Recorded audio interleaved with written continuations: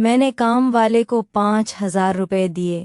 میں نے کہا کہ تمہیں اور بھی پیسے دوں گی، تم میری بات مان لو۔ میں نے تو اسے صاف کہہ دیا کہ اس کا بیٹا ارشد بہت ہی خوبصورت اور جمال تھا۔ اس کی عمر تقریباً 16 سال تھی۔ میں اسے پسند کرنے لگی تھی۔ میں نے جب سے اسے دیکھا تھا تو میں چاہتی تھی کہ میں اس کے ساتھ ایک اچھا وقت گزار ہوں، اس لیے میں نے کام والی ماسی کو 5,000 روپے دیے ہیں۔ انہوں نے کہا کہ میرا بیٹا بہت چھوٹا ہے، اس نے کبھی ایسا کوئی کام نہیں کیا۔ میں نے کہا کہ تمہارا بیٹا اب جوان ہو چکا ہے، اس کی 15-16 سال کی عمر ہو چکی ہے، اور اتنی عمر میں تو کہ کیا کیا کام کرتے ہیں۔ میں نہیں چاہتی کہ تمہارے بیٹے کے ساتھ کچھ بھی غلط ہوں، بس مجھے پسند آ چکا ہے۔ میرے دل کو لگتا ہے میں تو اور بھی پیسے دوں گی، اگر یہ کم ہے تو یہ اور 5,000 روپے رکھ لو۔ کام والے کے دل میں بلا جان چکا تھا، اور اس نے کہا کہ میں اپنے بیٹے کو یہ خود نہیں کہہ سکتی، میں اپنے بیٹے کو اس میں چھوڑ کر باہر چلی جاؤں گی، اب خود ہی اس کام پر راضی کر لے، چلو میرا ایک گرم رہے گا۔ میں نے کہا چلو ٹھیک ہے۔ ارشد جو کہ اب گھر میں موجود تھا، میں نے کام والی کو کہا کہ بس کوئی کام کے بہانے سے تمام گھر سے باہر چلے جانا اور پھر چپ ہوگی، تبھی اس گھر میں واپس آنا۔ انہوں نے کہا کہ ٹھیک ہے۔ تھوڑی دیر بعد امام علی نے ارشد کو اپنے پاس بلایا اور ارشد کو کہا کہ میڈم جو کہے تمہیں وہی کرنا ہے۔ میڈم کی ہر بات مانی ہے میڈم۔ ابھی شاعری میں تو کام والی میں سب کچھ اپنے بیٹے کو بتا دیا تھا۔ میں نے ارشد کو اسی وقت اپنے کمرے میں بلایا، میں مزید انتظار نہیں کر سکتی تھی۔ میں نے ارشد کو کہا کہ میری پاؤں کو دباؤ، اس کے بعد وہ میرے پاس بیٹھ گئے، کیونکہ اس کی ماں کو بتا کر جا چکے تھے، اس لیے روانہ ہو چکا تھا۔ اس کی نظر بھی اب کافی عجیب تھی۔ جب وہ میرے پاس دوبارہ رہا تھا، میں ارشد کے ارادے سمجھ چکی تھی اس کے ہاتھ میں اتنی کشش مجھے بھی اب لگنے لگا تھا کہ اس کے دل میں بھی ایسی کوئی بات ہے۔ میں نے کہا کہ کیا تم مجھے پسند کرتے ہو؟ جب میں کہا میڈم ایسی تو کوئی بات نہیں، کوئی ایسی بات ہے تو مجھے بتا دو۔ میں نے ارشد کو سامنے کہہ دیا کہ میں تمہیں پیسے دوں گی، میں چاہتی ہوں کہ ہم اچھے دوست بن کر رہے ہیں، میں تمہاری ہر ضرورت کو پورا کروں گی۔ یہ بات سن کر رشید نے کہا کہ میڈم سچ میں آپ مجھے اچھی لگتی۔ اب میرا کام بہت ہی زیادہ آسان ہو چکا تھا۔ مجھے بھی لگنے لگا تھا کہ ارشد اور میرے بیچ اب اچھی بن جائے گی، ہم اچھے دوست بن کر رہیں۔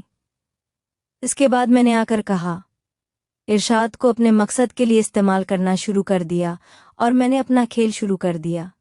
اب ہر چند بالکل خاموش تھا، کیونکہ یہ اس کا پہلا تجربہ تھا، اس لیے میں نے اس سے پیار پیار سے سب کو سکھا دیا۔ کچھ دیر کے بعد اب اسے کافی اچھا تجربہ ہونے لگا تھا۔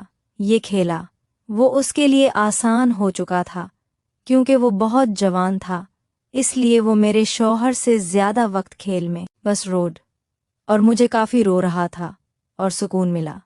اب ہم کافی دیر کھیلنے کے بعد بالکل فریش ہو چکے تھے۔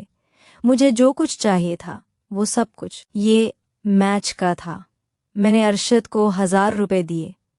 میں نے کہا کہ جاؤ بازار سے جو بھی لینا، اور اس بارے میں تو کسی سے کچھ مت بتانا۔ ارشد اور ڈر رہا تھا۔ ارشد کو لگا کہ شاید میں اس کی ماں کو بتا دوں گی۔ میں نے کہا صرف تمہیں اپنی ماں سے، یہ مجھ سے ڈرنے کی ضرورت نہیں، کیونکہ تمہاری ماں کبھی بھی ایسی کوئی بات نہیں کرے گی، کیونکہ میں نے اسے اس کام کے 10,000 روپے دیے تھے، اس لیے تو وہ یہاں سے باہر گئے۔ یہ بات سن کر ارشد کہتا ہے، کیا آپ سچ کہہ رہی ہیں؟ ہاں، تم اپنی ماں کے سامنے بھی اس کمرے میں موجود ہو گئے تو وہ تمہیں کبھی ایسی کوئی بات نہیں کرے گی۔ اتنے میں کام والیاور اس نے ہم دونوں کو ایک اچھا ڈر چکا تھا۔ اس دل کو لگا کہ شاید اس کی ماں کچھ کہے گی، لیکن میں نے کہا کہ تمہارا بیٹا تو بہت بات کا ہے، میں جو ان سے امید کر رہی تھی یہ تو اس سے بھی اچھا کھیل سکتا ہے، اور مجھے لگتا ہے کہ یہ میرے بہت کام آئے گا۔ کام والی نے کہا کہ مجھے اس کام پر کوئی اعتراض نہیں، بس میرے بیٹے کی ضروریات ہیں، تم پوری کرتی رہو، میری بس جو بھی ہے۔ اب ارشد کو جب شاہو بلا سکتی ہوں، لیکن ارشد اور میری ضرور یاد جو ہے وہ اب اچھی طرح سے جانتے ہیں۔ میں نے آخر اس بات کو مان لیا، اور پھر اس کے بعد میں نے ارشد کے لیے کپڑے اور پھر اس کی ماں کے لیے بھی منگوائے۔ اس کی ماں بہت ہی زیادہ خوش تھی۔ یہ ہمارا کھیل کافی دن تک جاری رہا۔ اب میں بھی زیادہ تھے، لیکن مجھے نہیں پتا تھا کہ اس طرح میرا شوہر اچانک گھر میں آئے گا۔ جب برسات کے ساتھ میں گھر میں موجود تھے، اب کوئی بھی اور نہیں تھا۔ ارشد اور میں کمرے میں بالکل اکیلے تھے۔ مجھے نہیں پتا تھا کہ میرا شوہر جاب سے اچانک کس طرح گھر میں آئے گا۔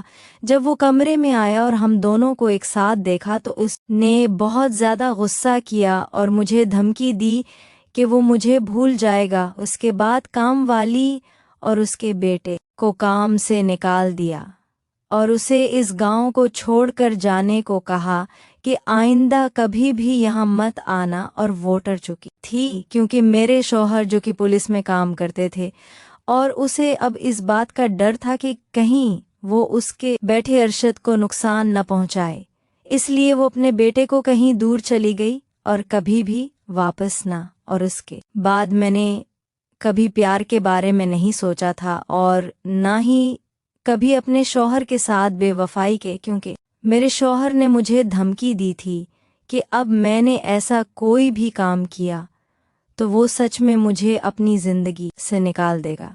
یہ تھی میری کہانی۔ امید ہے کہ یہ کہانی آپ کو پسند آئی ہوگی۔ چینل کو سبسکرائب کر